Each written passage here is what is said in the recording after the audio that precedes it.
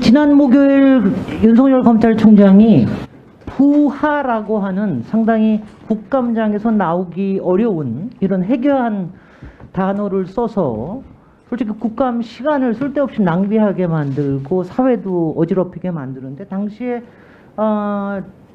제 추미애 장관님께서는 이렇게 페북에 쓰셨어요. 검찰총장은 법상 법무부 장관의 지휘 감독을 받는 공무원이다. 그렇게 말씀하셨죠? 네. 어떤 의미셨습니까? 네? 어떤 의미신가요? 어떤 의미로 이렇게 쓰셨습니까?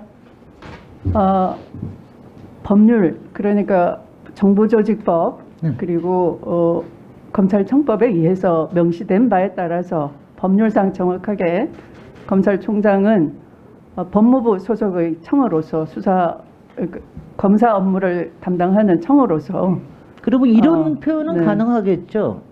법무부 장관은 검찰총장의 상급자이다. 검찰총장은 상급자이다. 상급자이다. 또는 맞습니다. 사급자. 네. 그래서 부하라는 표현을 네. 누구도 사회에서 사실 안 쓰는 표현이니까요. 저도 부하라는 단어는 생경합니다. 네네. 군대에서도 요새는 잘 안 쓴다고 들었는데요. 네. 그 다음에 두 번째 저기가 그 문재인 대통령이 네. 검찰은 행정부다 이런 말씀을 업무 보고에서도 하셨습니다. 그러니까 네. 법원이 행정부이듯이 검찰도 행정부이죠. 네. 네. 그 확실하게 말씀을 해주십시오. 김진애 검찰은 의원님, 행정부입니까? 법원은 사법부입니다. 법원은 좋은 사법부이고요. 사법기구입니까? 어떻습니까? 법원은 뭐 삼권 분립 아래에서 그 독립된 사법부이고요, 사법부 소속이고요. 그러나 검찰은 검사 사무에 대해서는 검찰청을 두어서 관장을 하는 것이고, 네. 법무부 장관은 그뿐만 아니라 검찰 사무 전반 또는 출입국, 행형 여러 가지 전반을 지휘 감독하는 정부위원입니다. 네.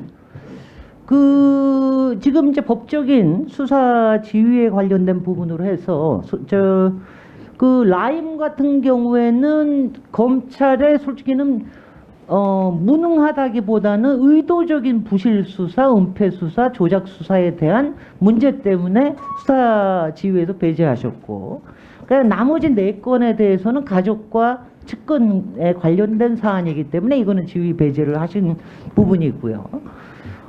그런데 이제 이번에 그 윤석열 총장이 여러 가지 얘기를 했지만 저는 그 문제를 딱 3가지로 봅니다. 지금 이제 옵티머스나 라임에 대해서는 앞으로 계속해서 수사를 통해서 나올 거기 때문에 특별히 얘기를 하진 않더라도 첫 번째는 위증에 대한 부분입니다. 앞서도 김남국 위원님이 얘기하셨습니다마는 박상기 장관에 대한 거, 박상기 장관이 선처라는 말을 썼다라는 말을 가미했고, 이해찬 대표를 통해서 그 독대를 문재인 대통령이 독대를 요구했다라고 하는 것도 다 부정을 했고, 그 다음에 제가 질문한 김조원 민정수석이 바로 임명 전날 전화를 걸어서 마지막으로 또 윽박 지르던 것도 다 이거 그런 것까지 내가 얘기를 해야 됩니까? 이런 식으로 이제 위증을 했기 때문에 이 위증 부분에 대해서는 저희가 위원회 차원에서 고발을 해야 될지 아닐지는 아마 이제 나중에 오늘 하루 종일 얘기가 될 거라고 생각이 됩니다.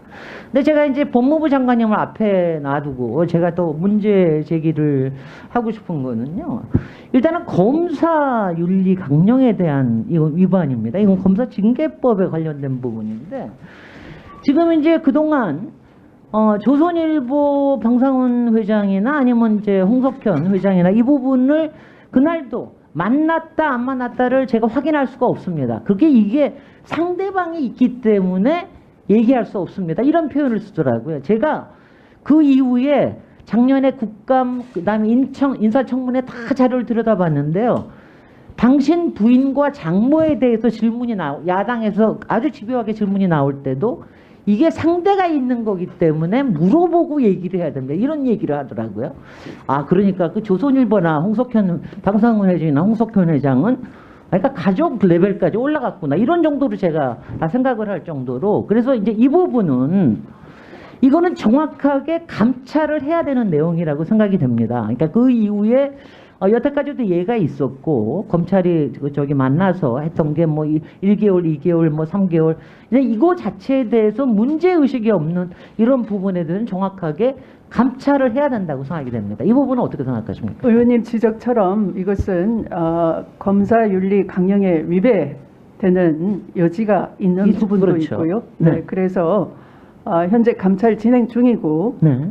결과가 나온다면 보고를 드리도록 하겠습니다. 이 부분도 이미 감찰이 진행되고 네네. 있습니까? 그러면 됐고요. 그 다음에 이제 공무원 윤리에 관련된 부분인데요. 제가 그날도 공직자로서 가져야 될 이런 태도가 너무 아니다. 뭐 이런 부분들이 이제 가령 예컨대 우리가 공직자 그러면 재산이나 뭐 이런 걸 가지고 주로 얘기를 하지만 사실 그날 그 대통령을 끌어들여서 대통령이 마치 총선 이후에 어떤 메신저를 통해서 계속해서 검찰총장을 하라고 했다 이런 거 같은 거에 대해서 어떻게 생각하십니까?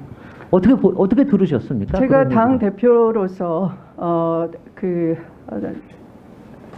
현재의 대통령을 그 전에 접촉한 기회가 많이 있었고요. 또 그분의 성품을 잘 비교적 아는 편인데요. 절대로 정식 보고 라인을 생략한 채로 비선을 통해서 어떤 메시지나 의사를 그를 전달하시는 성품은 아니십니다. 네. 또한 의원님 말씀처럼 이런 자리에서 그런 확인 안 되는 그런 얘기를 고위공직자로서 하는 것은 대단히 부적절했다라고 생각합니다. 저는 본인의 자리 보존을 위해서 대통령까지 끌어들이려고 하는 그 태도가 상당히 음험하다고 봤습니다. 제가 이제 음험하고 또 하나 더 하면은 교활하다고까지 봤습니다. 제가 마지막으로 조금 이제 시간이 얼마 안 남아서 마지막으로 이제 공직자 재산 등록에 관련된 부분은 솔직히 윤석열 검찰총장에 대해서는 한 번도 제대로 검증이 된 바가 없습니다. 인사청문회에서도 그전 자료들이 다 누락이 됐고 그런 이후에 이 부분만 들려주십시오. 재산 이후에 대한 부분이 있어서 이 부분도 이번에 뭐 여러 가지 감찰을 하는 과정에서 여러 가지가 정리가 될 거기 때문에 그 감찰의 결과를 좀 지켜보도록 하고요. 마지막으로 이거 하나 질문하겠습니다. 윤석열 검찰총장은 이번에 그 국감 이후에 정치인 법무부 장관은 말하자면 곤란하다 이런 식으로 얘기를 하셨는데 지금 하고 있는 걸 보면은 정확하게 정치인 검찰총장이라고 보이는데 이런 정치인 검찰총장의 행보와 행태에 대해서 어떻게 생각하십니까? 저도 국감장의 여러 발언들을 언론 보도를 통해서 봤는데요.